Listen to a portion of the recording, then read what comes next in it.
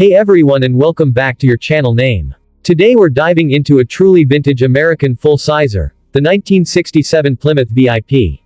A big body luxury muscle car combo that doesn't get as much limelight as some others, but it's packed with character. We'll take a look at its exterior styling, then the interior refinements, check out the performance specs, and wrap up with what makes this car special. Let's jump right in. Exterior. The 1967 VIP sits on the full-size Plymouth Fury platform, but aimed squarely at the affluent full-size buyer who wanted some extra luxury touches. All 1967 full-size Plymouths got a new skin, slab-sided body panels, straighter lines, and a wheelbase of 119 inches. The VIP was available as a 2-door hardtop or a 4-door hardtop with no B-pillar. Exterior trim details set the VIP apart. Brushed aluminum rocker panel moldings, full-length reveal moldings, deluxe wheel covers, and belt-lined pinstriping. The VIP also featured faux wood appliques on the doors and dash and offered a vinyl roof in some configurations. Take one look at a VIP in bright red with a black vinyl top and you'll see how this car carried that unmistakable late 60s flair. Generous chrome, wide stance, and upscale touches gave it a presence that could fit anywhere from a country club driveway to a weekend boulevard cruise. Interior. Now let's step inside the VIP, where the real, very important, part comes into play. The VIP was the top trim full-size Plymouth offering, so it came with upgraded materials and features compared to the base Fury models. Standard upholstery included deluxe gold fleck cloth with vinyl bolsters, while leather seating was an available option, exclusive to the VIP. Rich walnut grain inserts adorned the dash and door panels, complemented by gold-tinted trim on the instrument cluster and switchgear. You got plush carpeting, wide armrests, courtesy lights, map lights, reading lamps, and a fold-down rear center armrest in 4-door models. There was even a unique feature for 1967, flow-through ventilation.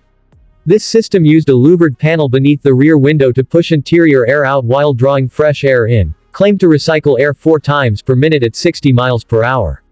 It wasn't very effective and was dropped after just 1 year, but it's a cool piece of history. As a full-size car with a 119-inch wheelbase, passenger space was generous both front and rear. And the absence of a B-pillar in the 4-door hardtop models gave the cabin a more open, airy feel. Performance. Under the hood, the VIP offered some muscle to match the luxury. Standard power came from a 318 cubic inch V8 pushing out around 230 horsepower. Buyers could step up to the 383 cubic inch V8, which came in 2 versions, one with a 2-barrel carburetor putting out 270 horsepower, and another with a 4-barrel making 325 horsepower. At the top of the range was the legendary 440 Super Commando V8, good for up to 375 horsepower. In terms of performance, a 383 4-barrel version could hit 0 to 60 miles per hour in around 7.1 seconds and do the quarter mile in about 15.4 seconds. With the base 318, you were looking at 0 to 60 in the 9 to 10 second range, with quarter mile times in the high 16s. Fuel economy, as expected, wasn't its strong suit. You could expect somewhere between 11 and 15 miles per gallon, depending on how heavy your right foot was. Chassis-wise, it featured front torsion bar suspension with A-arms, a live rear axle on leaf springs, and standard drum brakes all around. Front disc brakes were optional. Power was sent to the rear wheels via a 3-speed automatic TorqueFlite transmission, or in some models, a 3 or 4-speed manual. So what was it like to drive? Imagine sitting behind the wheel of this big cruiser, smooth ride. Heavy steering, and that deep V8 rumble.